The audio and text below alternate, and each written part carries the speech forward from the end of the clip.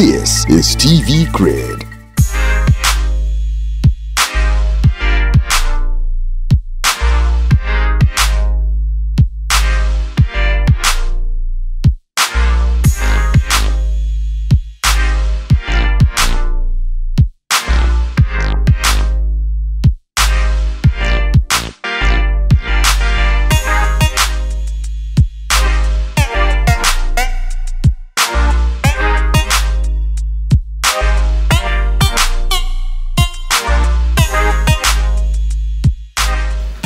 Hello and welcome to another amazing edition of Creed Applause.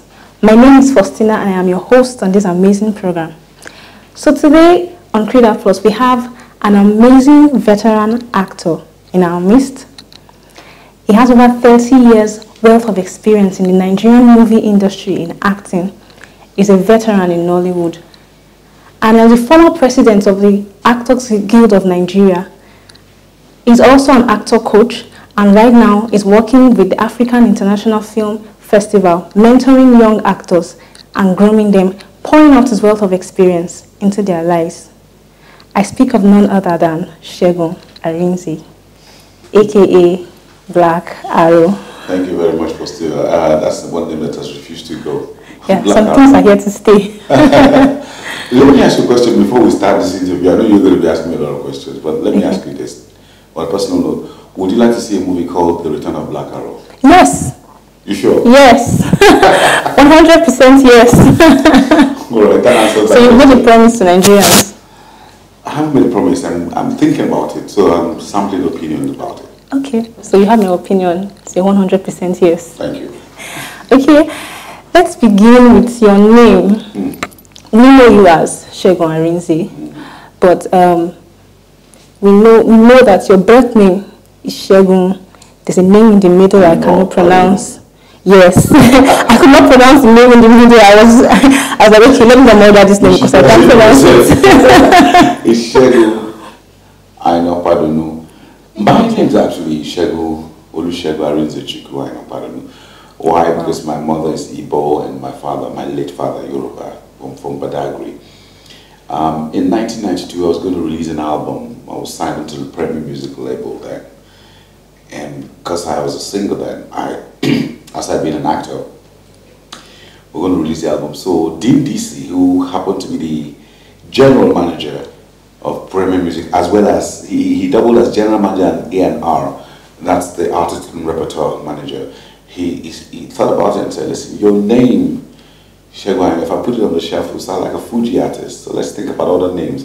And I started giving him options, and he said he didn't want them. Then I told him my other name was also Arinze, and I said, okay, let me think about it. Not knowing that he had taken it. Taking the name. And then over the weekend, I used to read the entertainment columns of newspapers, Punch, Vanguard, and the rest of them. The Sun wasn't out there, but it had the Sketch and Tribune. I had taken some pictures that Philip Tribunal had done at that time, and next thing I saw Premier Music signs on new artist Segun Arinze. And this happened on the Saturday. I couldn't wait to get to his office on a Monday. So when I got to his office on Monday, I said, okay, what is this? He said, leave it, just leave it. I can tell you that it will work. And true to work. It has really worked. It worked. It did work. Even my late father before he died was calling me Segun Arinze. So that's it. Wow, that's awesome. Okay, let's talk about your acting career. You've been in Nollywood for years, I don't know. More than 30 years now. Wow. More than 30 More years. Than 30 years. Okay, so you've been around since the low times, the times where... The low times, the high times, and the in-between times, or how we used to call it, how Nollywood even itself evolved. Because in those days, it was all about mirroring the sun, it was about behind the clouds, ripples.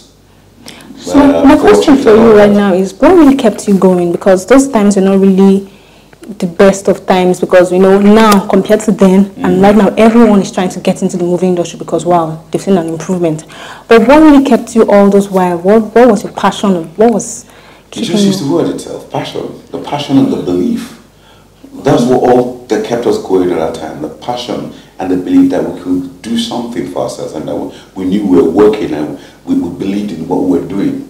And so that kept us going. It wasn't about the money, because if you really look at it in the actual sense of it, there wasn't money then.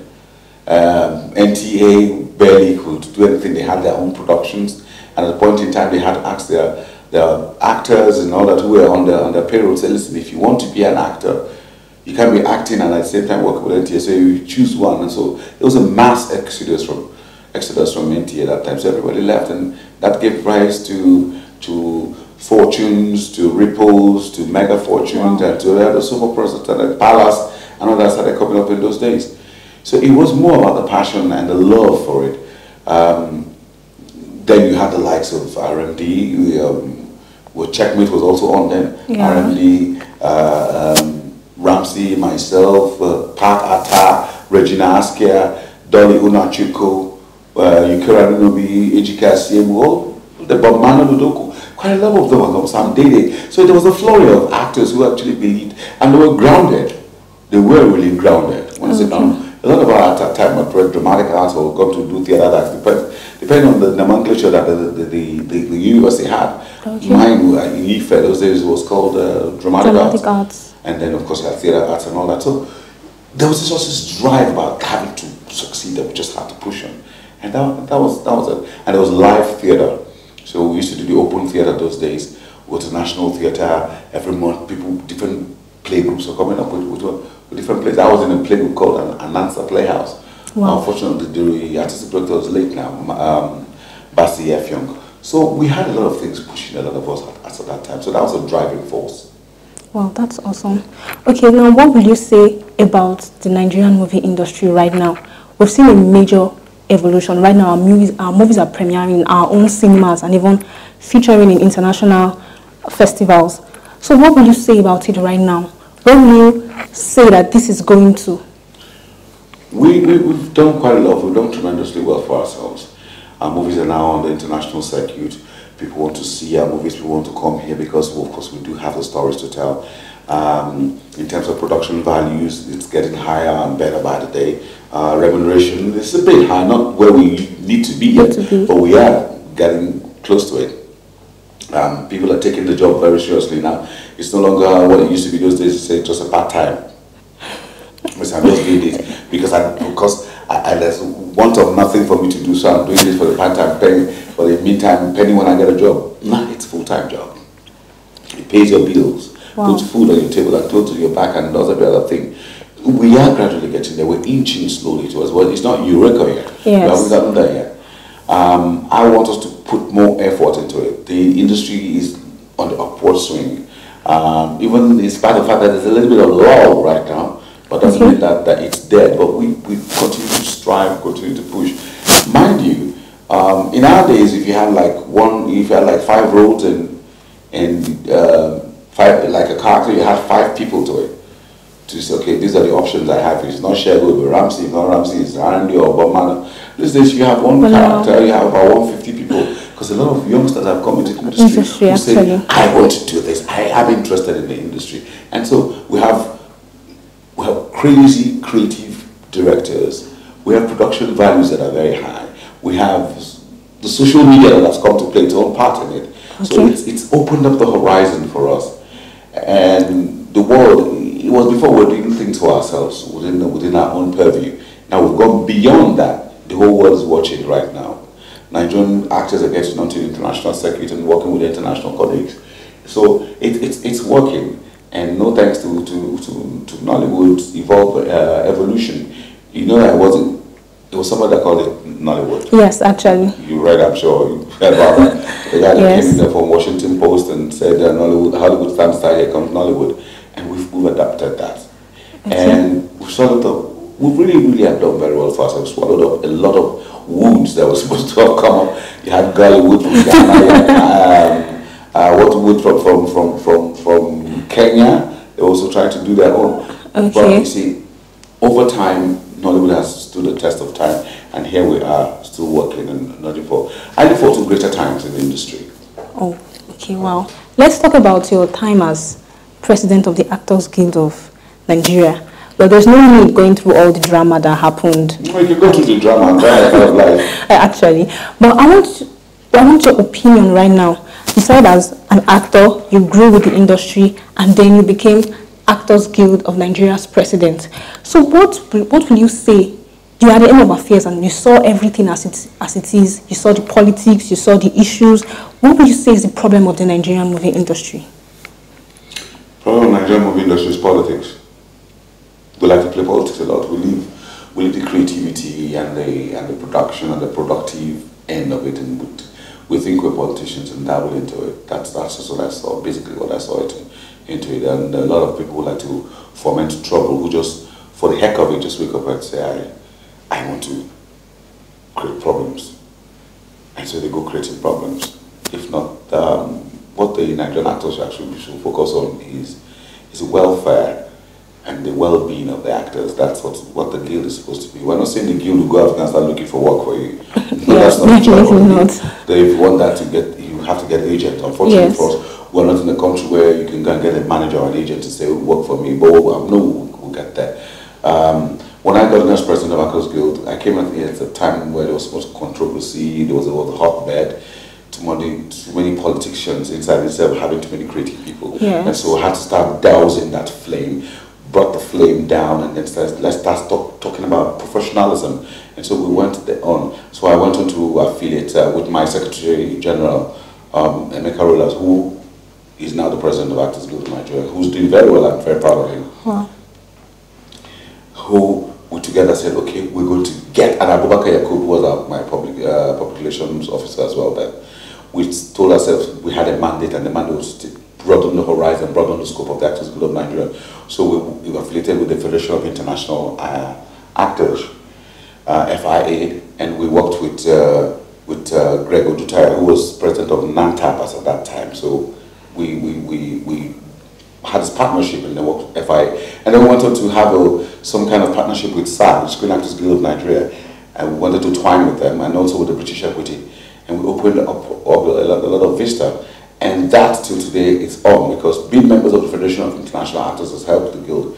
And when Ibidabo came in, she did her own house, she tried her own best as well. But Emeka is also taking it to the next level. The truth of the matter is, let's talk more about actors' welfare. Let's talk about actors' contracts. You get yourself into issues of contractual issues. You get yourself into health matters. You get yourself into so many things. The Actors Guild is there to help in terms of the welfare, the well-being of the actor. We could talk about housing. We could talk about your contract.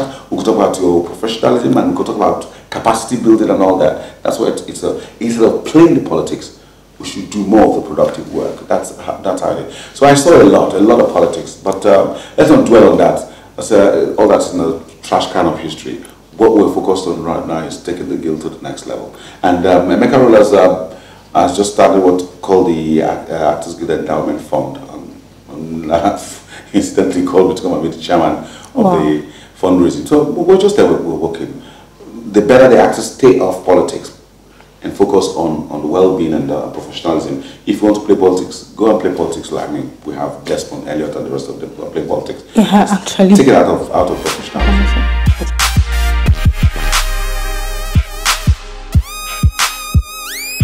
Still moving the Actors Guild of Nigeria forward, we do not. Okay, one of the things that we have in Nigeria is stereotyping. Take for instance, you earn the name Black Arrow, and it's expected from Nigerians to see you playing the bad guy. I think that's an individual thing, whether you're stereotyped or not. It's not for you. If you want to be stereotyped as an actor, good luck to you. But don't you think it's the problem of the directors and the producers? Because that's what we're coming to. We're coming to say, I'm not finished yet. Okay. If you want to allow yourself to be stereotyped, good for you.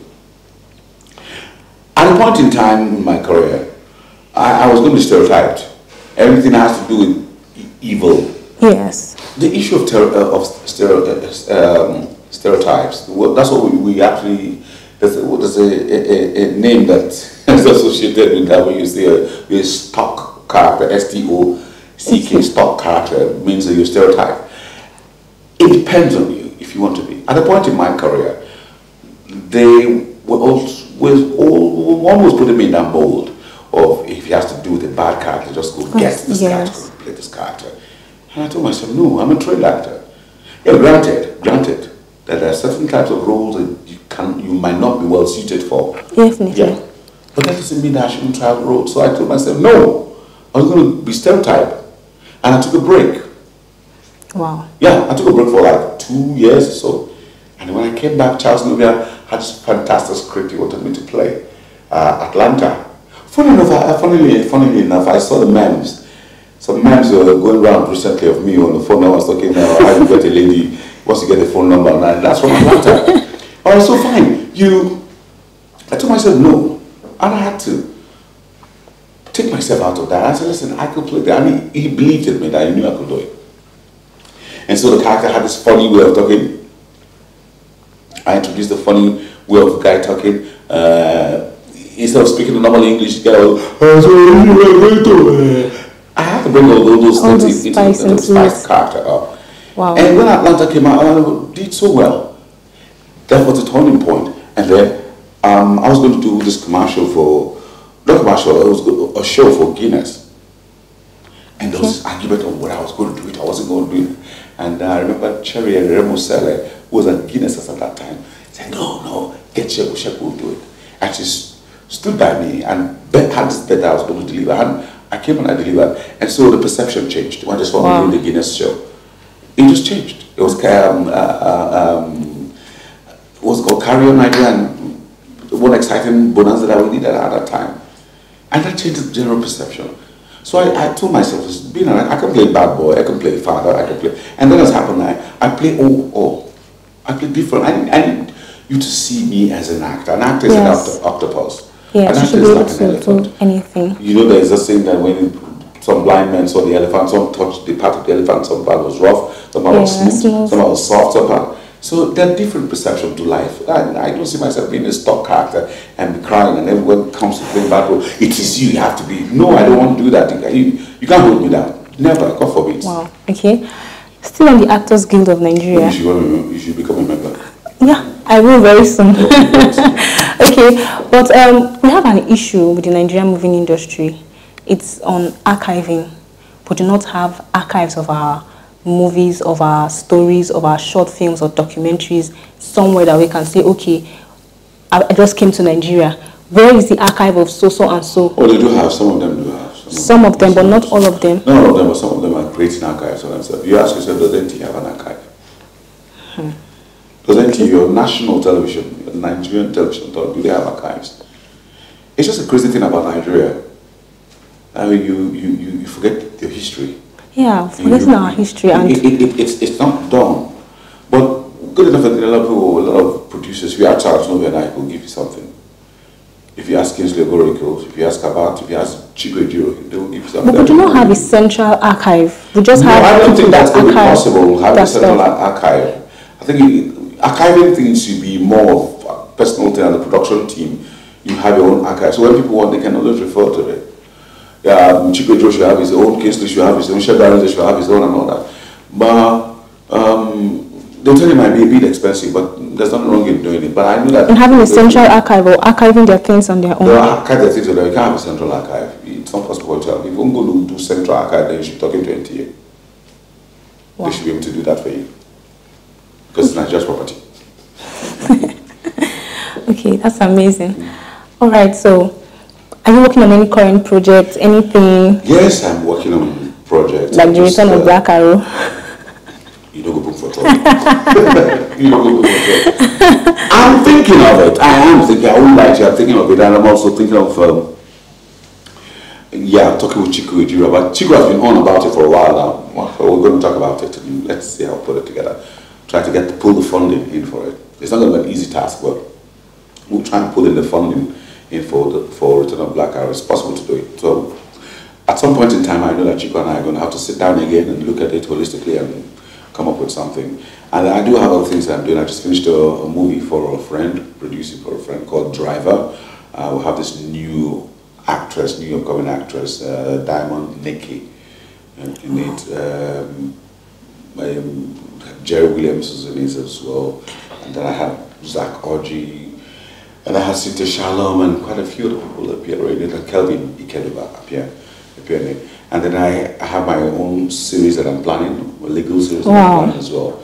So it's going to be work all through. It's going to be work. That's amazing. I do have a lot of things on mind to do. As an acting coach, You've been mentoring young people on acting and all of that. What would you say is the major challenge facing the industry right now? Because young people just come and someone says that they just come and they just feel that the acting industry is just to go and do whatever you like. They don't have this perception about it when they come in. They think it's an easy ride. Actually. Some of them just think it's like going on the road and see they buy, hey, brother, fam. But when you get into the real sense of it, they find that it's tougher than you imagine. It's a lot of work. A lot of work. Of course, listen. The Boy Scout has a creed and has a motto, and it says, be prepared. For the actor, it's worse than that. It's worse than being prepared. Or being a soldier. It's a tough work. Because at some point in time, you're different things at a point in time in your life as an actor. It's either you're a soldier, you're a policeman, you're an engineer, you're a doctor, whatever role that you have to play. Somebody has researched all the work for you and put down on the script. You have to go work it out. I tell young actors when they're coming up that the script is just 10%. Of everything you do, like the script is just 10%. The director who is magnanimous enough to work with you will give you 20% of his time.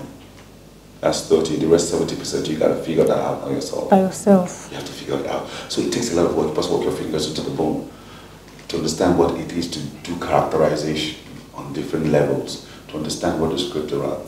I take them on the street to go and express everyday life. Stand on the street, you see people with different problems.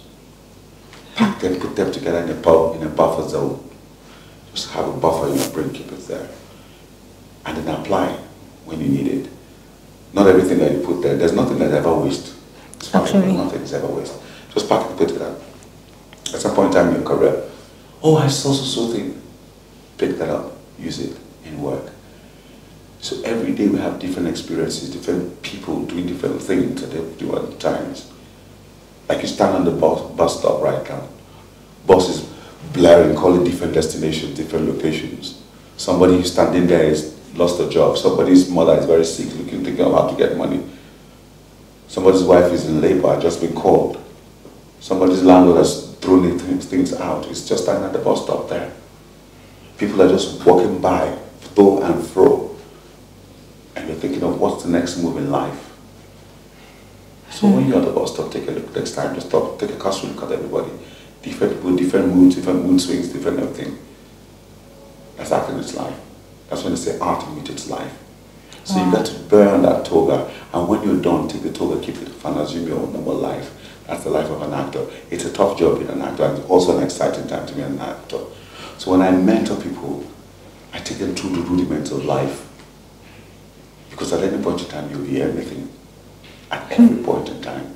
Like I said, you find things in so many spheres. You see people every day of your life. What are those things that you draw from them? What are those little things you pick from them, you pick along? Positive, negative? A guy who goes to steal. Why did he steal? What's the background?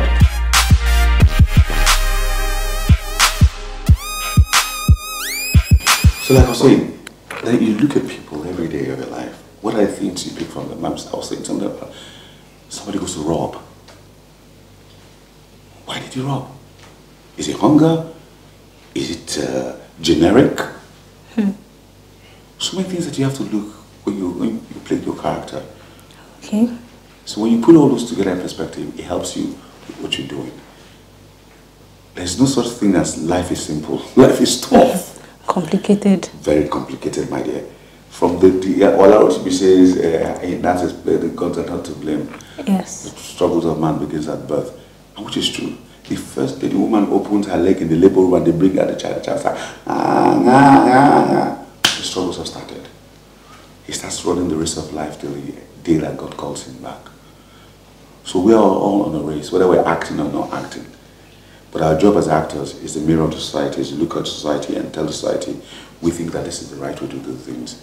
Okay. We're not just there to paint things in glowing terms. We're there to tell you the truth. The actor believes in the truth, nothing more. Wow.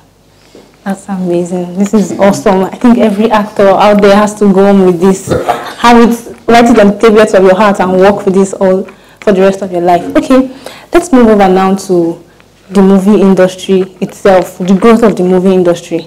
We've seen 2018 brought groundbreaking movies.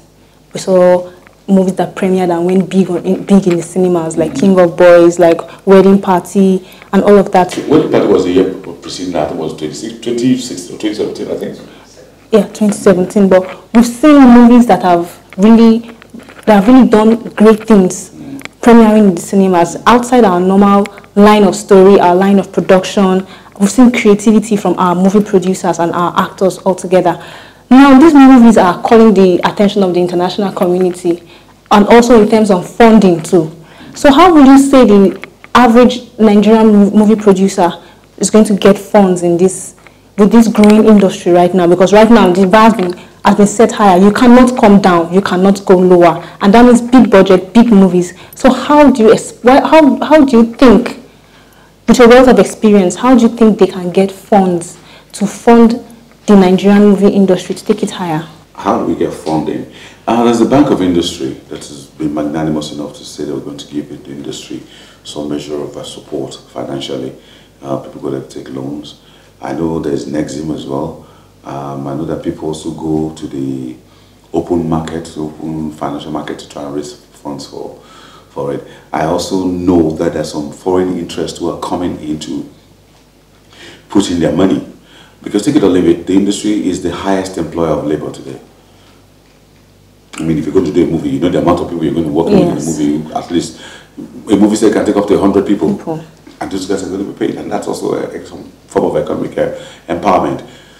So government on its own, I do not subscribe to the idea of government giving out money as in handouts to, how long would you do that? Because every day you find new movie producers coming up, new movie filmmakers and all that coming up. What I think the government should do is to create an enabling environment for the industry to thrive. Once you have that enabling environment, yes. And then banks will come down on their rates. Their rates are very high and killing. It's suffocating, it's stifling. If they come down on the level of the bank rates and the interest rate when you take a loan, how much you pay back, that will also encourage the industry on its own. But outside that, for me, it's getting foreign investments interested, attract them to come in here. And so when you have an enabling environment, it attracts them. They all come in here to come and work. But if you don't, they run away. The industry is very big. I tell you for free, Faustina, I don't think, personal belief, I don't believe that we've touched the surface of what we have in the industry, entertainment industry. I think we barely scratched the surface. You know when you take a cup and you scoop Gary? Yes. And you find the residue behind it. I think we're still touching the residue. We haven't touched the main item itself. In terms of entertainment. So it's broad spectrum. It's big. We don't even have entertainment lawyers. We don't even have entertainment managers. So we're all struggling. You know when you go about say, that's exactly what's happening. But when we begin to specialize, each department stands on its own, then you begin to make so much money from here. Actors are not making money, they don't find residuals, they don't have it. Musicians, okay, you have co-song, you have it, they're even fighting themselves. I should be able to look back at films that I've done about 20, 25 years ago and say I'm making money from it. I went to SAG, I told you I went to SAG in America. I got there, there was a whole building, it was all about residues. Wow. About how much, every day they send out checks to different actors for the different films that have been shown on different, here, what happens? They don't tell me anything. So let me not call names, I don't want to indict anybody, but I just feel that this industry needs to break down into different classes, and then we'll begin to piece it together, and then we can grow. So this industry is still growing? Wow. Well, at 20 years, you're still a teenager. Or, what, 25? Yeah. 25. About 25. 25 as at when it was named Nollywood. Okay. Because before Nollywood, there had been an industry. I told you that I started way before Nollywood. And a few of my colleagues started way before Nollywood. So from the advent, I'm saying from the advent of Nollywood, when it was called Nollywood to now, maybe about 25 years. 25 years. So a 25-year-old child still has a lot to do. When it was called Nollywood, we still have, our industry predates Nollywood. I hope you know that. Let's talk about our storylines. We have improved in acting and cinematography and all of that, but our stories still have a lot of Western similarities, a lot of love-inclined stories, when we have rich African culture that we can tap into. That is my problem with people like you. When we were doing African stories before on African Magic, you say, they were doing too much voodoo, blah, blah, blah, blah. Now they move to voodoo, I show you love, start to watch love. What do you want? But Africa is more than voodoo, actually. We have something more than voodoo to do. African stories do not go beyond mother-in-law, father-in-law, sister-in-law, wife, beating, this, that, like, it's still the same circle. We're still within the same. Listen, our stories are so cyclical. They're so cyclical. They resemble each other. Okay, I would like to... We're just intertwined. Okay, can I... The love part that we brought about it is something that just borrowed to just spice up things. They try to Africanize it. But your basic African stories go to your homeland there where they have those real earth, mud and all that. It's the same kind of stories they tell you. Your grandfather your father, great-grandfather wanted to borrow money from someone. The person refused to borrow money. He went and dug something. Your own children will not grow up. They are the stark realities of life. My only problem with it is the too much voodoo. But you can also tell that story from a human angle and the karmic way of telling it without resorting to all those shenanigans that we do. We can also tell a decent story. But we have... First example, Lionheart. Look at Genevieve's story. We have also Dry by Stephanie Okereke. Exactly. Very typical African story. And the white man saw it and it resonated with them. And what happened? Netflix snapped it up. So why can't we tell stories like that? Do you say, did you know I've called you? No, you don't have to do that. You just said that. But because we are also what we call a bandwagon people. When one person starts one thing, he succeeds, everybody wants to go in that line. The minute I start wearing a shirt now that this leg is black, this one is white, I walk on the street, people like it. Well, before you, just give us, from now to now 1 month, the whole street will be flooded with white and black. Then you see people shave their hair over. I put one thing on the middle of my head now like a bomb hair. I start walking with glasses. I'll show you that's how everybody follows it. All the guys are dressing, that's it. We're all shaving our beards now as guys. They're calling SBA, Street Boys Association. We're just a bandwagon people. We need to think out of the box. Okay. The problem is that we don't think out of the box. Everyone looks at that quick cash. And when it crashes, you now go back and start thinking. So your story is going to be very unique. We have unique stories to tell, but we don't tell them. Our stories are all just cyclical, but you need to tell them in a very unique way and interesting way to attract international patronage. That's as simple as that. So let's talk about one of the biggest challenges of the Nigerian movie industry. Piracy. I was waiting for that. Yes, piracy is something that every movie maker is actually having a problem with, because you make a movie, you put in so much money, so much effort, and then pirates that did nothing come and take your content, and they just make money out of it, and you're not getting anything. I'll tell you this question this way. Until we stop paying lip service to the fight against piracy, we will not go anywhere. Until we stop paying lip service to the war against piracy, we will not go anywhere, because most of the guys who are even talking are pirates themselves. So what exactly is the way? The law against the punishment for pirates has not been updated since 1970 now, since 1960 something. Wow. It's not been updated. They've not touched it. So when they catch you, all they just is, you know when your mother catches a child doing one bad thing, maybe puts her in the cookie jar, and tell her, oh, mommy, sorry, and go away. Tomorrow he still goes back there. It's a slap on the wrist. So there's no proper punishment, no... Nothing like that. Okay, aside the punishment part now for pirates, we don't have a major distribution framework for a normal movie. For distribution of a normal movie, we just have sketchy things, whatever the producers can do to push their content out, they do. What approach do you think, as an international movie maker, you've been around the world, you've seen how things are done on international platforms, what approach do you think the Nigerian movie industry should take to... Until we come together, sit down and have this conversation, then there has to be a pool. There has to be a pool of intellectuals, creative intellectuals, who sit down and fashion a model for it. For now, I'll not say anything, so that you don't call me out tomorrow or hear somebody calling me, as Segun said, Segun didn't say that. Until we sit down, we have a jaw, get ourselves together, sit down, and have this discourse, then we can progress. But for now, let me just leave it at that. Thank you very much for honoring us with your presence. Thank you for sharing your wealth of knowledge with us. Thank you for everything that you have said, for giving us your time and your effort.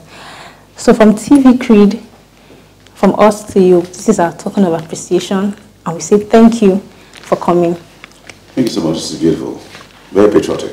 Yeah, very patriotic. Thank you. So we have come to the end of this edition of Creed Applause. Thank you very much for watching. Thank you for staying with us.